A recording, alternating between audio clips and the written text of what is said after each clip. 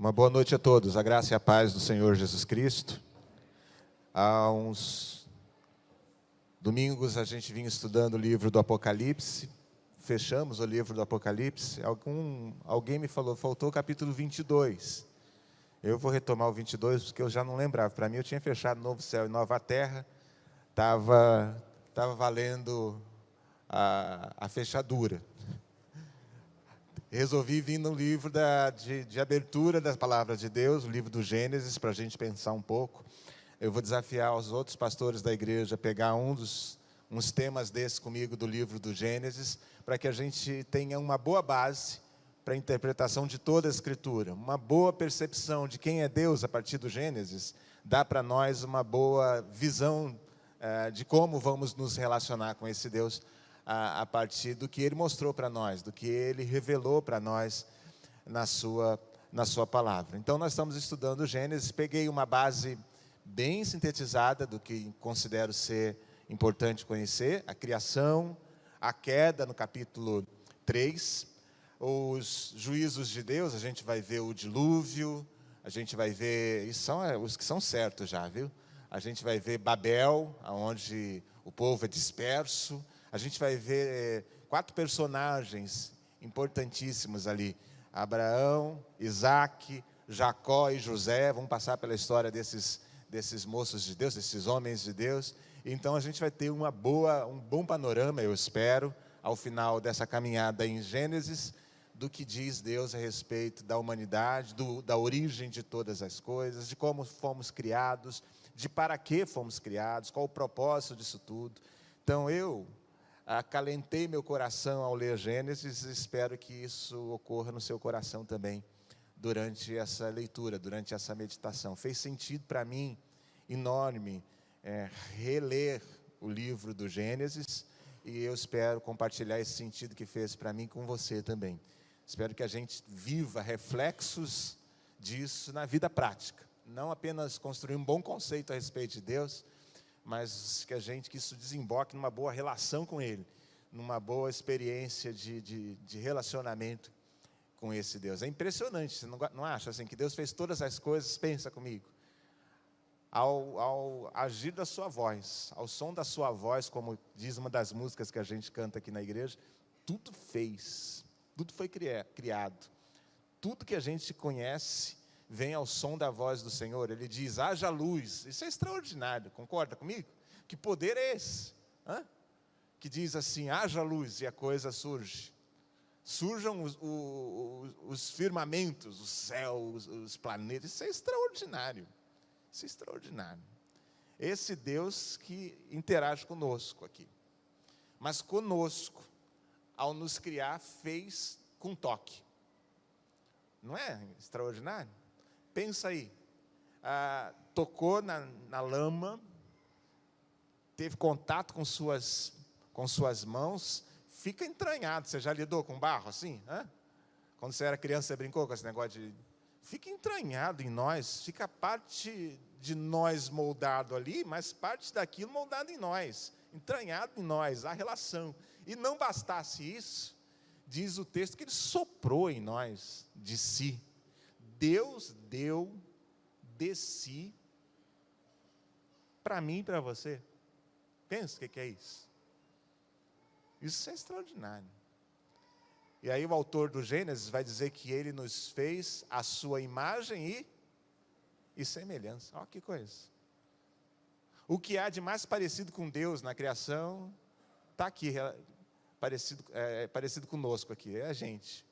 O que há de mais parecido com Ele, isso é extraordinário, é para a gente pensar assim, e eu espero que o que eu enxerguei de sentido, também faça sentido para você, também faz, porque eu sei que há uma desconstrução diabólica de todos esses princípios, então eu espero que essa percepção de quem Deus é, de quem nós somos, de quem Deus nos fez, e o que nós nos tornamos, resulte em uma adoração genuína, uma entrega sem medir limites. Eu espero isso. Então, quero dividir com vocês, vou ler mais uma vez o capítulo 1, vou falar um pouco mais da criação hoje, e depois a gente segue em outro encontro, mais para frente. Fiquei devendo pelo menos 4 coisas e quero compartilhar ainda dentro desse tema, criação. Diz a minha Bíblia, que eu tenho em mãos aqui, assim, ó, no princípio, Deus criou os céus e a terra. Era a terra sem forma e vazia. Trevas cobriam a face do abismo e o Espírito de Deus se movia sobre a face das águas. Eu sempre aprendi que Deus cria a partir do nada. Sempre aprendi isso. Sempre aprendi assim, ó, o verbo aqui é do inexistente. Mas alguns leitores, alguns estudantes que têm, alguns estudiosos que tenho lido nesse tempo, têm me feito pensar a respeito do que eu pensava. A respeito do que eu pensava. Por exemplo, quando um dos estudiosos que lhe diz do contato que tem do Espírito com essa terra sem forma e vazia, quando diz, o Espírito de Deus pairava, numa versão diz, sobre a face do abismo, não é assim? E o Espírito de Deus pairava sobre a face das águas, se movia, na minha versão, sobre a face das águas. Então, vai revelando que havia algo, que havia alguma coisa, sem forma, ou, se tinha alguma coisa, tinha forma, mas sem uma forma definida. Tinha alguma coisa, mas alguma coisa disforme, sem forma definida. E tinha alguma coisa, se tinha alguma coisa, em caos, desabitada, vazia. Não é assim, sem nada, mas é vazio. E a partir desse vazio é que Deus vai escrevendo sua história. Vai encontrando espaço e faz chegar onde chegou, em mim e em você. Eu gosto muito, muito, muito da leitura do Rubem Alves. Aliás, de quase tudo que o Rubem Alves escreveu, eu gosto. Se você tivesse uma boa leitura do Rubem Alves, você vai gostar. Tem sempre poesia, sempre no que ele escreve. E o Rubem Alves disse que aí, no Gênesis, Deus estava grávido. E ele estava esperando o bebê. E o que a gente vê é a construção do quarto do bebê. Eu me lembro, por exemplo, quando descobri que Fabrícia estava grávida, quando descobrimos, eu me lembro. Tinha um quarto vazio que a gente usava para botar as coisas que não tinham muitos lugares, sabe? Era um quarto disforme, tinha forma, mas era disforme e não era vazio. Tinha um monte de coisa sem sentido. Caos era um bom nome. A gente organizava.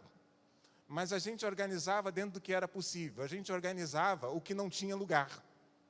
Entende? O que a gente queria que você visse quando fosse lá em casa, não estava nesse quarto. Não, aliás, quando você fosse lá em casa, fosse você lá nesse tempo, esse quarto ia estar vazio. Porque a gente fechava ele. E a gente não queria que você visse o que estava lá dentro. Não importava para nós muito que você passasse por lá. Por educação, se nós fôssemos mostrar a casa, você veria esse quarto. Porque não era assim um quarto que a gente podia trancar. Para passar para os outros cômodos, você ia passar naquela porta. E não te mostrar, ia ter uma implicação maior, dizendo, o que tem aí dentro? O que esse pastor guarda aí dentro que a gente não sabe? Então, para não ficar esse inferno, a gente ia deixar você ver esse quarto. Mas tinha livros, mas não é livro assim, porque livro que eu queria que você soubesse que eu estava lendo, estava na sala. Livro ruim, que você não lê mais, sabe? Aqueles ruins. E que você guarda, não sabe por quê. E quando faz uma campanha de doação de livro, é o primeiro que você doa para a igreja. Tinha desse lá. Tinha desse lá. Um monte de coisa que a gente juntou e pensa assim, um dia eu vou usar. Não tem? Tinha um armário velho na casa. E ele era... Eu acho que ele já nasceu com a casa, que ele era grudado na casa. Foram pintando a casa que a gente morava. E a tinta ia grudando o armário na parede, sabe como é que é? E quando você tira o armário, que a gente tirou para fazer obra, sai a placa de tinta assim. Era esse marrom bem mais claro, assim. Como é que é o nome dessa cor marrom bem mais claro? Hã? Ocre, coisa horrível. Ocre. Pode ser. Quando tirou o armário assim, saiu o ocre, um azul, um rosa, de tintas por baixo, que tinha lá. Nesse tempo, Fabrícia falava assim, esse quarto tem mofo. Nossa filha vai morrer aqui. Eu não tinha dinheiro, mas falava assim, se ela morrer aqui, se ela te der um espirro, eu estou lascado, eu morro primeiro. Ela me mata. Então tinha que fazer obra. Fizemos obra no quarto. E cada coisa a gente pensava. Por exemplo, você pensa num quarto que está a 2 cômodos da fonte de água mais perto. Como é que você leva água até lá? Mas a gente queria levar água para botar uma torneirinha para limpar aquela parte de trás que sai quando você descome. Queríamos levar água até lá. Aí a gente planeja, mas não vai dar. Aí chega um engenheiro, olha e fala, dá? A gente não vai trocar o piso? Troca o piso, ó. Vou rasgar o chão de fora a fora, por baixo. Quando chegar aqui nessa parede, vai ter um encontro. A gente quebra a parede por baixo e o cano vai chegar onde você quer que chegue, vai ter água lá. Tudo planejado. O quarto ficou lindo.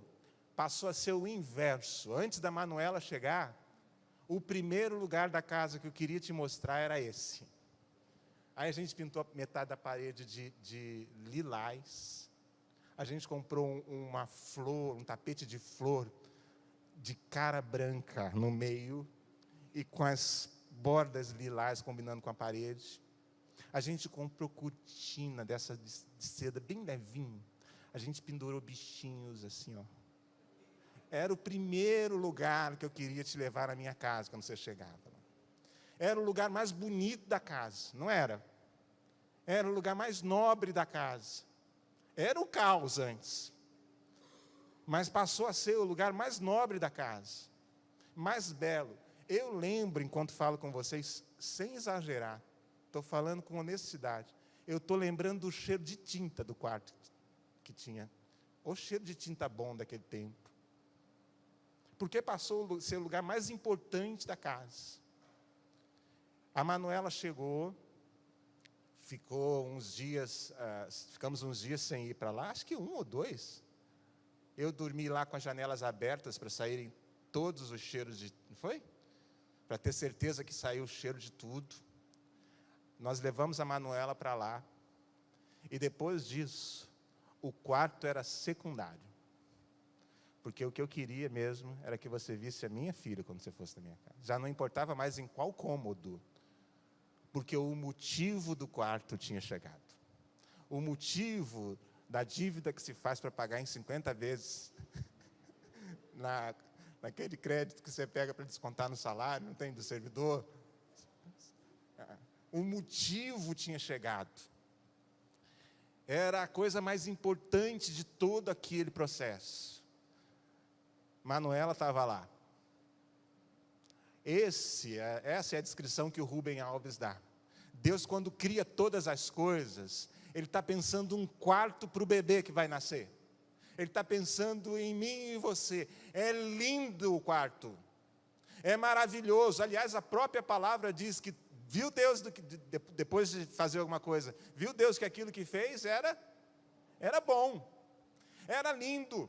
E muito provavelmente, quando a Bíblia fala assim, passou-se a manhã, a tarde, ou a tarde e a manhã, em algumas versões, e foi-se o primeiro dia. Muito provavelmente isso aqui, na minha opinião, foram eras. Esse período de dias foram eras que...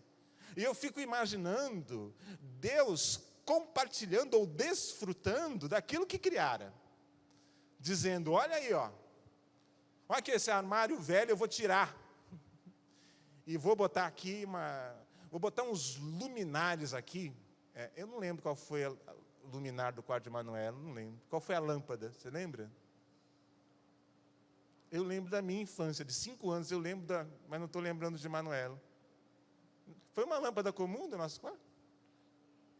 Foi o quê? Depois o Fabrício fala para você. Mas Deus pegou lá e falou assim, vou pendurar aqui um sol. Eu vou pôr um sol aqui, ele vai fazer assim, iluminar amanhã, vai nascer uma manhã bonita, eles vão organizar o dia, a vida a partir dessa luz aqui. Quando entrarem no quarto e acenderem a luz, o sol, vai ser tempo de festa no quarto. E vai ter um tempo que precisa apagar a luz. Aí eu vou apagar a luz, vou deixar assim, um abajur. Meia luz. Vou deixar meia luz. Vou deixar a lua. Os astros da noite, estrelas.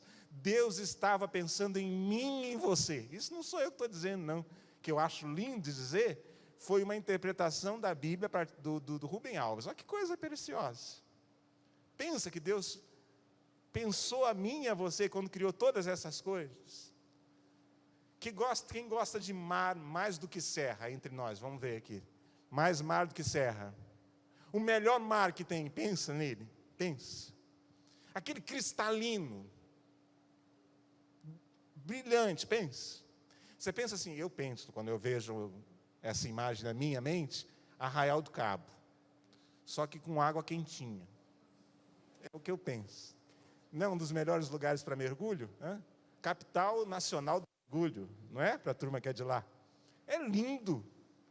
É lindo. Uma vida exuberante. Deus pensou em mim e em você quando fez isso. Em mim e em você. Os que gostam mais de serra, qual é a melhor opção de serra? Que eu sou da turma do mar. Petrópolis, Teresópolis ou Friburgo? Qual das três? Ninguém gosta de serra. Pensa. Quando Deus fez todas aquelas coisas, o dedo de Deus, você já foi lá? Cadê Juninho? Está aí? Juninho está por aí? Qual é melhor, Teresópolis ou Petrópolis? Teresópolis. O dedo de Deus tem uma pedra lá em cima. Botaram aquele negócio lá em cima. Você já viu lá quando vai chegando no início, lá tem um lugarzinho perto daquele monte. Tem um negócio lá que puseram uma pedra com a mão lá. Foi a prefeitura, Juninho? Com a mão. A prefeitura quer tirar. É obra das mãos de Deus, pensando na gente. Pensa assim, estamos aqui naquele calorão, aí a gente sobe para Teresópolis. 5 graus já fez, Juninho, lá em Teresópolis? Fácil, né? 5 graus é fácil, né? No inverno rigoroso você sobe, eu e alguns amigos, eu era mais novo, saímos de São Gonçalo, com L maiúsculo no final, no inverno, e subíamos, porque só tinha rodízio de sopa, de caldo, em Teresópolis. Tinha um lugarzinho com rodízio, a gente subia, jogava boliche, esperando o lugar abrir, tinha um boliche bem ali perto da praça central, esperava abrir o negócio de caldos, ia tomar caldo lá, para sentir o clima no inverno. Que delícia, que delícia. Eu odiava caldo, sopa, rodízio de sopa, pensa. Você terminava uma e vai vir outra agora para você. Eu pensava, na ditadura deviam usar isso como tortura. Toma sopa, toma sopa, toma sopa. Mas o clima era maravilhoso. Deus criou para mim e para você. Pensou na gente. O livro do Gênesis é para a gente relembrar isso. É para a gente relembrar quem nós somos e que existe um Deus acima de nós. O livro do Gênesis não é um livro para ciência. Não é para você e eu abrirmos e tentarmos achar aqui nessas linhas uma argumentação que comprove a nossa fé. Não serve para isso, não vai dar certo. É bom, no meu tempo tinha Super Interessante, ainda tem essa revista? Tem ainda? Super Interessante. Tinha sempre uma parte da Super Interessante que fazia menção ao cosmos, ao universo, e algumas vezes menção ao criacionismo, muito mais a teoria da evolução, do Big Bang, sempre com essa base, mas volta e meia tinha uma matéria lá falando que a Bíblia tinha razão. A Galileu, certa ocasião, pôs na capa dela uma imagem do que seria Jesus, e fazendo alusão a descobertas arqueológicas que comprovariam que a Bíblia tinha razão. Gênesis não é um livro para mostrar que a arqueologia vai um dia provar que Deus existia, que os historiadores vão provar isso. Gênesis é um livro para mim e para você, que algumas vezes ficamos tateando na vida e perguntando, cadê o sentido da história? Por que eu estou aqui? Por que existe tudo isso? Qual o meu papel nisso tudo? Gênesis é um livro para dizer, você não está solto na história. Deus fez tudo isso pensando em você. Gênesis é isso. É dizendo para nós assim, você está tateando, como disse Paulo, no escuro, buscando o que possa tocar, o que possa fazer sentido para a vida. Gênesis está dizendo, é Deus quem vai dar sentido para a vida. Você pode ficar caçando nas coisas, você pode mergulhar fundo nas coisas, você pode chegar no quartinho que fiz para a Manuela, e seria quase assim, eu falei, você está perdendo tempo. Você pode chegar lá e ficar olhando a torneirinha que nós construímos para chegar no quarto. Detalhe, a gente não ia lavar o bumbum dela com água gelada, a gente não queria. Ela nasceu em julho. Quase errei. E ia pagar um preço alto se errasse. Julho, frio. A gente não queria lavar o bumbum dela com água gelada. Então a gente fez chegar ao lado da torneirinha uma fonte de energia. E a gente ligava um chuveirinho quente que saía de torneirinha, ó, bumbum com água morninha para lavar. Aí imagina que você pode chegar no quarto e ficar olhando a torneirinha e falar, nossa, que engenharia. E gastar seu tempo tentando descobrir como que chegou a energia, como que chegou a água num quarto longe das fontes de água. Você pode gastar um tempo e eu vou dizer, nossa, você não entendeu. Tudo isso aqui é por causa da pequena Manuela que chegou. É uma ingenuidade gastar tempo tentando entender por que que a água é tão cristalina. Muito obrigado, Flávio. Muito obrigado, meu irmão. Aliás, Flávio fez aniversário ontem, 40 e... Ao final da celebração de hoje, parece que tem alguma coisa no porcão, é isso? Ah, o porcão não tem mais aqui. Me dei mal. Me dei mal. Muito obrigado, meu irmão. Então é uma ingenuidade a gente tentar essa coisa. Explicar. Você pode fazer isso. Você pode fazer isso. É interessante, né? Que Deus cria no sexto dia, não só a humanidade. Não é interessante isso? Deus cria, por exemplo, nesse dia, os animais. Outros animais, os seres vivos junto comigo e com você. Nós fomos criados, como é que você podia entrar nisso? Eu não entro não, mas você pode entrar, mergulha nisso aí. No mesmo dia que os chimpanzés.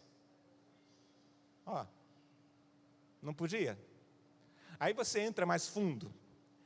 Aí você pega assim, segundo os cientistas de hoje, os chimpanzés têm 99,7, se eu não estou enganado, depois você pega, 99, alguma coisa, de carga genética semelhante à minha e à sua. Você já sabe aonde isso vai dar, não sabe? Você pode entrar nisso. Mas eu quero te dizer que Gênesis não foi escrito para provar isso. Gênesis foi escrito para dizer que a vida só vai fazer sentido quando você parar de buscar o porquê da torneirinha na parede e entender que quem fez tudo que fez, fez para mim e para você. E que você pode correr atrás do vento, como vai dizer o poeta mais tarde.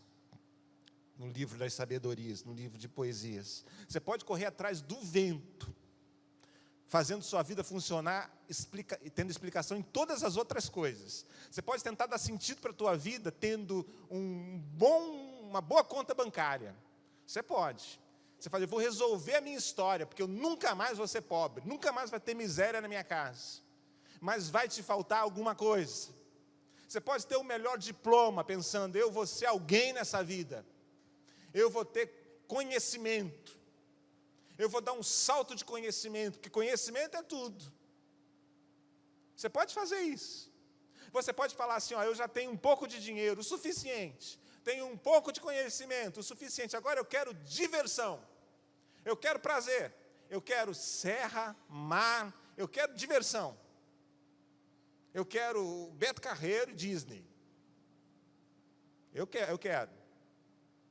E você vai fazer tudo isso. E num feriadão desse vai fazer sentido. Até segunda-feira de manhã. Porque segunda-feira de manhã está te faltando alguma coisa. Segunda-feira de manhã falta alguma coisa. E a Bíblia diz assim, vai continuar faltando. Até que a humanidade entenda que a busca última de todo ser humano não é por coisa, é por alguém que criou todas as coisas. Quando o autor de Gênesis escreve para nós que tudo era sem forma e vazio, ele está dizendo, antes de haver coisas, havia alguém. Então não gaste a vida tentando dar sentido a ela com coisas, porque a vida só vai ter sentido quando você entender que por trás de todas essas coisas tinha alguém, tinha uma pessoa, e que fez todas essas coisas pensando em mim e em você. Por trás de tudo que a gente sabe, existe um ser. É isso que Gênesis está dizendo para nós. Gênesis não quer dizer para nós do Big Bang, não quer dizer para nós que há uma possibilidade de termos lastros genéticos e uma evolução. Gênesis não está gastando tempo com isso. Gênesis está dizendo uma coisa muito simples e direta. Atrás de todo esse quarto lindo, existe um Deus que fez tudo isso. E quando Deus fez tudo isso lindo, que era bom, Ele pensou em você. Olha que coisa extraordinária isso. Ele sonhou você. Em cada detalhe. Ele viu a mim e a você.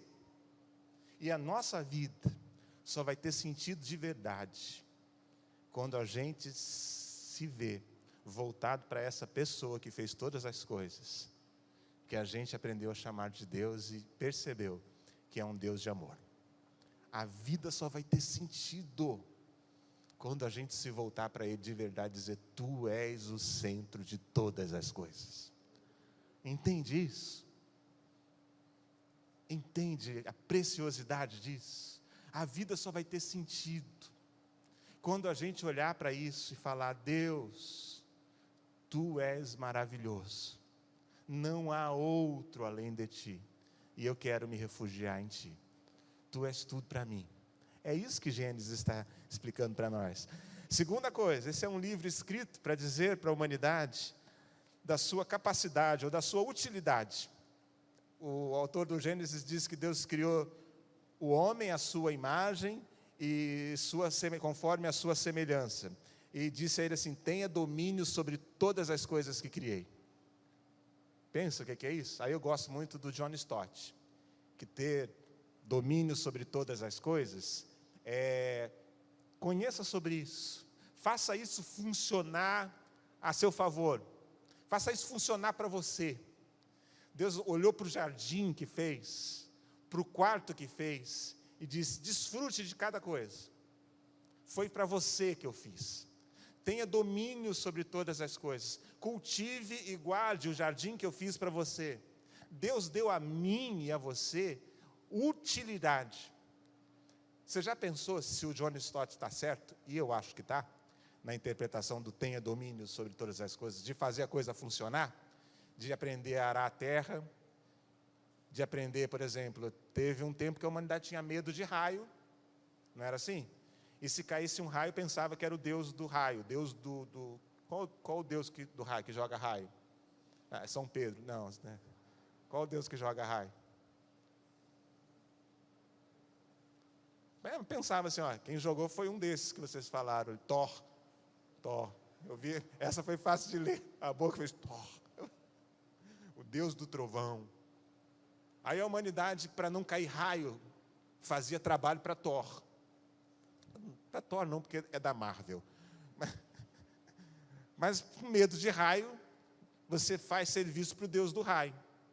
Aí a humanidade melhora, evolui, e muda a geração da gente, e a gente aprende a construir para raio.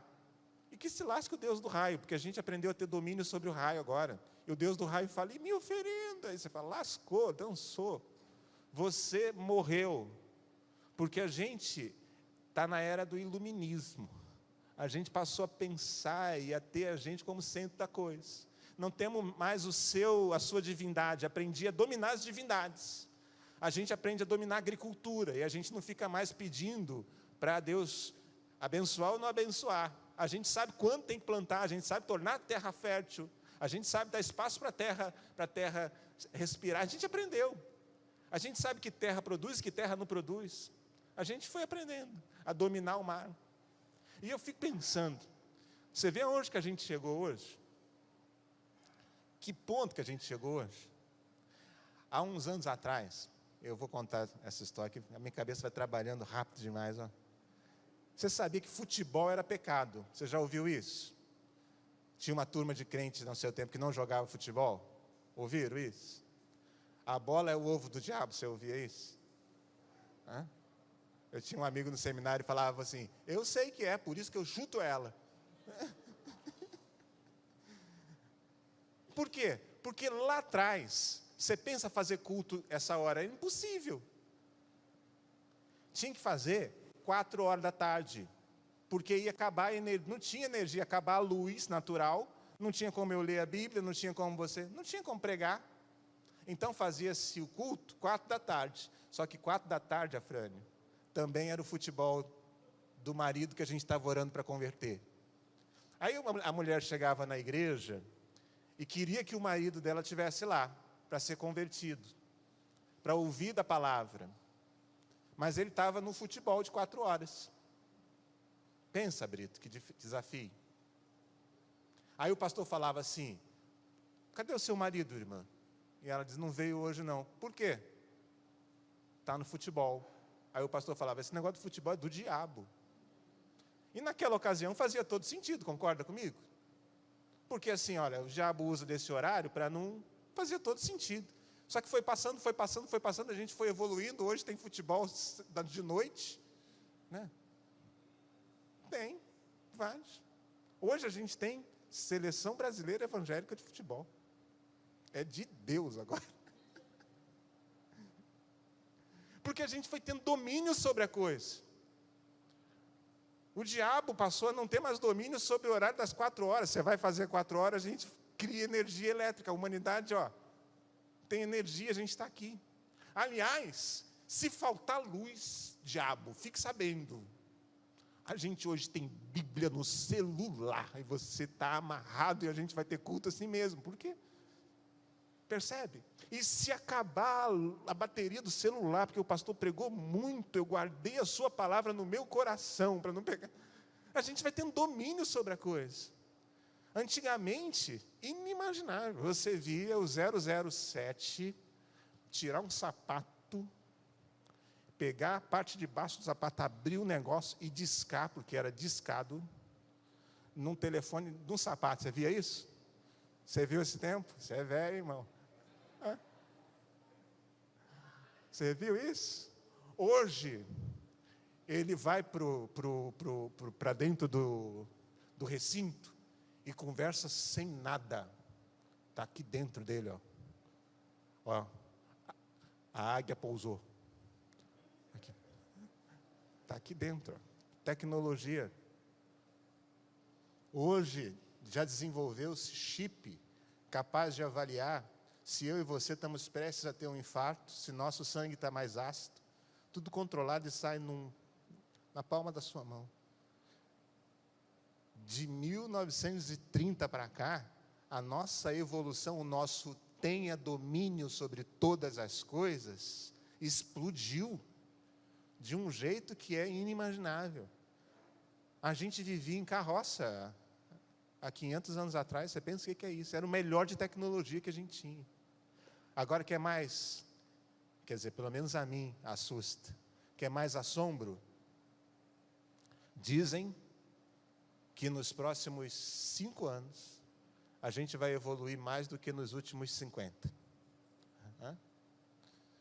No meu tempo, estudávamos elétrons, né? Nêutrons, nêutrons, nem estudei, e elétrons. Eles estudavam no meu tempo. Átomo era a menor partícula. Hoje se fala em nanotecnologia. Hoje se quebra o átomo e fala, vamos lá dentro do átomo, porque tem um conhecimento teórico a respeito de tudo que está dentro daquela micropartícula. Pensa o que é isso? É a gente tendo domínio e fazendo as coisas funcionarem. É Deus dizendo para mim e para você assim, nesse mundo que criei, você tem utilidade. Isso eu quero falar com muita propriedade hoje. Sabe por quê? Uma das coisas infernais é o diabo convencer a mim e a você de que a gente é inútil. Dizer para mim e para você assim, você não serve para nada. Você não serve para nada. Nem para crente você serve. Você vai na igreja hoje, vai pedir o quê? Deus deu para nós domínio sobre tudo isso. E a gente vai vendo que a gente, de fato, vai desenvolvendo domínio para tudo isso. Desenvolvendo conhecimento para esse domínio, melhor dizendo. Deus está dizendo assim, não deixe, nesse mundo todo que criei, te convencerem de que você não tem um papel fundamental a ser desempenhado. Não deixe o inferno encher o seu coração e a sua cabeça de que você não tem valor. Quando eu te criei, eu dei de mim a você. Há uma relação intrínseca, há valor intrínseco direto nessa história. Você tem papel a ser desempenhado. Você tem função na história. Você tem capacidade de promover um pouquinho de ordem, porque o Deus que fez todas essas coisas está em mim e você, habita em mim e você. Deu de si para nós. A gente tem capacidade de entrar em ambientes caóticos, como um quarto, e falar, vamos melhorar essa história, e ele melhora. A gente tem condições de olhar para a nossa finança e falar assim, vou ter que fazer uma engenharia financeira, e a gente faz. A gente tem condições de olhar para as relações e falar, está uma bagunça isso, está uma desordem, e eu vou te tratar com a polidez que você melhora, que você tem, isso vai melhorar.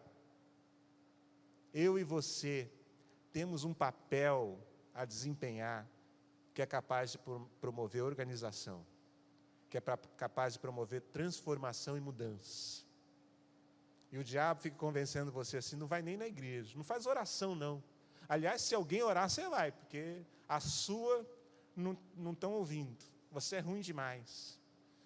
Eu lembro, e o Mauro deve lembrar bem, que uma vez numa roda de time de futebol, deixamos uma pessoa, pedimos para alguém orar, e uma pessoa estava com o coração muito carente de falar com Deus, mas se sentindo muito nada. E ela gastou uns bons segundos, sei lá, se minutos, na primeira parte da oração falando isso. Você lembra na sua época, Senhor, nós não somos nada. Começou a oração e até aí, você e eu dizemos também, comparados a Ti nós não somos nada. Somos como um vermezinho de Jacó. E começou a se diminuir, daqui a pouco a gente foi vendo que o problema estava na autoestima e não na grandeza de Deus. Não é que ela enxergava um Deus grande, é que ela se enxergava mal demais. Ela só não falou palavrões assim para se autodiminuir porque era feio, e ela falou, Deus vai me arrebentar. Mas ela dizia, eu sou nada, eu não presto para nada. Deus te fez com um propósito e me fez com um propósito. A gente pode estar até desfocado dessa imagem, eu já vou falar sobre isso. Mas o Deus que criou tudo isso, disse que eu e você temos papel, temos utilidade. Disse que somos coroa da sua criação. Então, se estão te dizendo o contrário, se a vida te disse o contrário, se o teu emocional está te dizendo o contrário, fique com o que disse Deus no Gênesis a seu respeito e a meu respeito. Eu tenho um valor enorme para o meu Deus, Aliás, mais do que o mundo inteiro vale a minha vida, mais do que o mundo inteiro. Sem dúvida, gastei um bom dinheiro naquele quarto de Manuela, mas gastaria 10 vezes mais, gastaria tudo que tinha, para tê-la perto de mim, num quartinho simples que fosse. Porque o valor não estava na coisa, estava na pessoa que vinha. Deus te fez e me fez e disse, eu vou te fazer um pouco menor do que eu sou, vou soprar de mim em você, e você vai ter vida de verdade. Aliás, referência de vida serão os meus filhos, a humanidade é que vai ser a referência de vida. Deus te fez com propósito, meu irmão, e me fez com propósito. É muito difícil para mim, já falei, enfrentar público aqui e em outros lugares que falo durante a semana, muito difícil. Mas quando a minha mente vai tentando me dizer que eu não tenho valor, não sou digno de fazer, eu vou reforçando meu coração com o que disse Deus a meu respeito em Gênesis e em tantos outros lugares, mas hoje Gênesis, para dizer, não, Deus me fez com utilidade, me deu um papel a ser desempenhado. Ele está em mim e eu sou dele. E eu, ao passar, vou mostrar a glória dele por onde passar. É assim que é essa história. Terceiro, já vou terminar, é um livro escrito, Gênesis, para dizer para nós que a gente não vai viver, que nenhum ser humano pode viver sem obedecer às regras de Deus. Nenhum ser humano pode viver sem entender que existe um Deus, existe uma regra moral, uma regra ética, existe uma regra comportamental, e que você e eu não temos o direito, sem arcar com as consequências, de romper com essas regras morais. A gente pode fazer, mas ao fazê-lo, a gente vai ter que arcar com as consequências. Nenhum ser humano tem um direito de dizer, eu vou viver nesse mundo, do meu jeito e não do seu jeito, Deus. Gênesis é um livro para dizer que existe um jeito certo de se viver nesse mundo. Gênesis é um livro para dizer para mim e para você, que para viver nesse mundo, com um jardim, num quartinho decorado, para ser um representante da ordem, em meio ao caos, há uma maneira certa de se viver. Você pode dizer assim, mas eu estou dando de mãos para o que Deus pensa. Isso vai ter consequência, você pode fazer. Mas Gênesis é um livro para dizer para a gente, vai ter consequências. Se você tentar viver aqui, a vida de nenhuma pessoa, eu escrevi desse jeito para mim aqui, fará sentido se essa pessoa insistir em viver como se não devesse satisfação alguma a Deus. Gênesis é um livro para dizer assim, você deve satisfação a Deus. Existe uma relação hierárquica, existe uma relação de dependência. Você não vai viver sozinho, ao seu jeito, do seu modo. Existe uma maneira certa de se agir, existe uma maneira certa de se relacionar, existe uma maneira certa de namorar, de lidar no casamento, existe uma maneira certa de lidar nas relações, existe. Esse negócio de que eu ligo pouco para o que você pensa, eu não estou nem aí para o que você pensa, isso não é evangelho, isso não é cristianismo, porque no cristianismo, por exemplo, Deus falou assim, não, vocês são todos os meus filhos, e eu sou pai de uma família grandona. E não tem essa história de que não ligo porque você pensa. O que você faz afeta a família. O que você faz, a maneira como você age, afeta a família. Aí você diz, mas eu não gosto disso. Aí Deus diz, não, mas não é você. Essa é uma regra minha. E quando você agir errado, você vai lá pedir perdão. Ah, mas agora eu vou esfregar na cara. E Deus fala assim, e se eu esfregasse na sua? Então senta aqui. É assim que se vive em família, é assim que se vive em igreja, é assim que se faz negócio. Existe um jeito certo de viver a vida. Gênesis é um livro para dizer isso para nós. E se eu não quiser? Bem, o jardim vai complicar, hein? O jardim vai virar de ponta cabeça. Aí Gênesis registra para nós esse tipo de coisas. Olha, teve uma turma, teve um casal, vai contar o capítulo 3 do Gênesis, que disse que não queria muito seguir as regras de Deus, e Deus disse, seus pecados vão te alcançar. Se você estava hoje pela manhã aqui, você ouviu uma boa pregação do pastor Flávio a esse respeito, sobre as maldições. Que coisa boa. A pregação. As maldições, que coisa ruim. Por último, vou terminar. Essa é a que eu mais gosto, das 4 que separei para hoje. Gênesis é um livro para nos dizer que o ser humano é o que há de mais parecido com Deus. Quando Deus nos criou, Ele colocou de si em nós. Pensa o que é isso? Pensa que você e eu temos em nós um sopro de vida que vem dEle. É Deus olhando tudo, e o único ser criado que Ele deu de si foi a mim e você. Foi Adão e Eva. Sopra em nós o fôlego de vida. Nos enche de si. Faz-nos a sua imagem e semelhança. Quando Deus nos criou, olha que coisa linda isso. Ele deu de si, pôs de si em nós. Aí a gente rompe com Ele. A gente se desvia dEle, se distancia dEle, e em Cristo, nós somos postos de volta em Deus. Deus põe de si em nós, quando nos cria. E quando a gente cai, Cristo nos põe de volta em Deus. Ele diz: vou restaurar o que vocês perderam. Eu vou refazer o que o diabo destruiu na vida de vocês.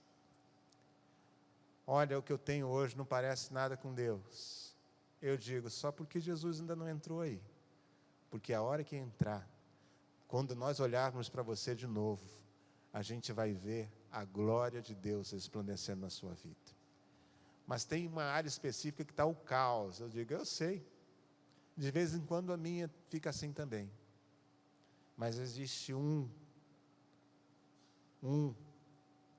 que estava lá no início de João, que o verbo que se fez carne e habitou entre nós, era o verbo que deu origem a todas as coisas. Ele é a origem de tudo.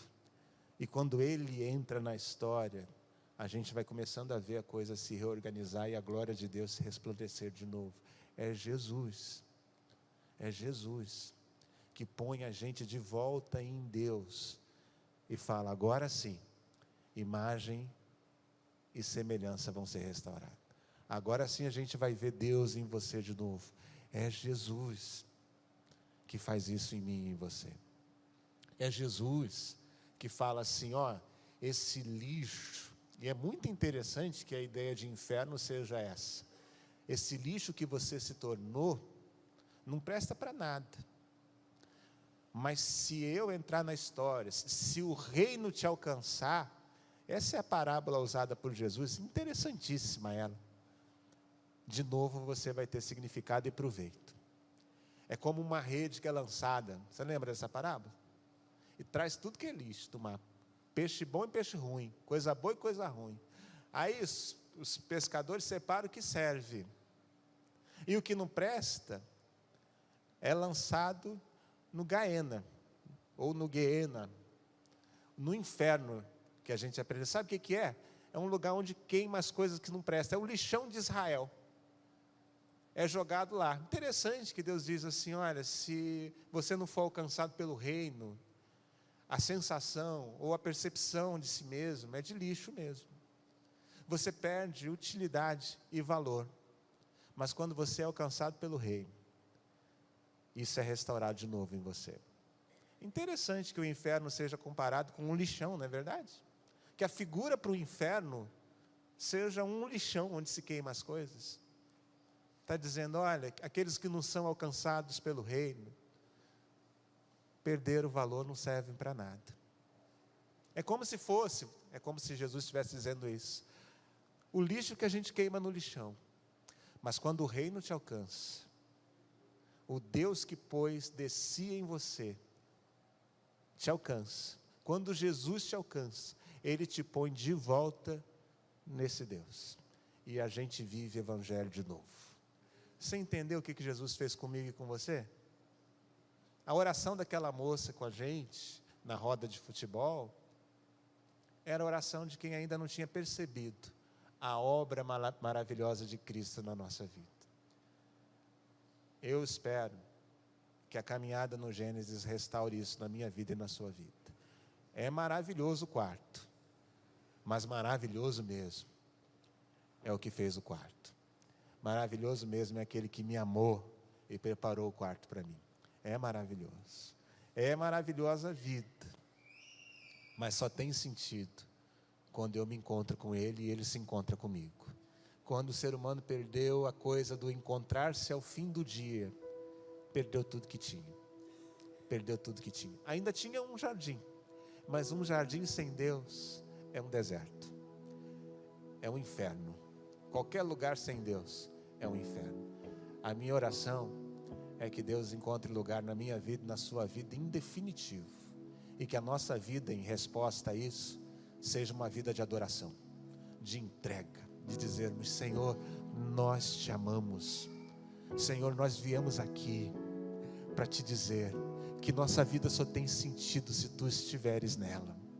Ah, Senhor, que coisas maravilhosas vivi, e vivendo-as, descobri que o Senhor as preparou para mim. Que coisa maravilhosa, a vida sustentada por Ti. Senhor, ensina-nos a depender da Tua palavra. Ensina-nos a caminhar nos Teus caminhos, porque os Teus caminhos são mais altos do que os meus caminhos. Teus pensamentos são muito mais elevados do que os meus pensamentos. Que maravilhoso, Senhor, trilhar no jardim da vida, a jornada da história, segurando em Tuas mãos. Então, segura minha vida em Tuas mãos, caminha comigo, e enquanto isso, a gente vive igreja, a gente Te adora, a gente Te exalta, e a gente diz para essa turma sem sentido na vida: existe um sentido. Deus é o sentido de todas as coisas. Existe uma vida de verdade, e ela está escondida nele, e Ele quer compartilhar dela conosco. Isso é Evangelho, é isso que Gênesis ensina para nós. É isso que eu quero convidar você a viver comigo na IBJI.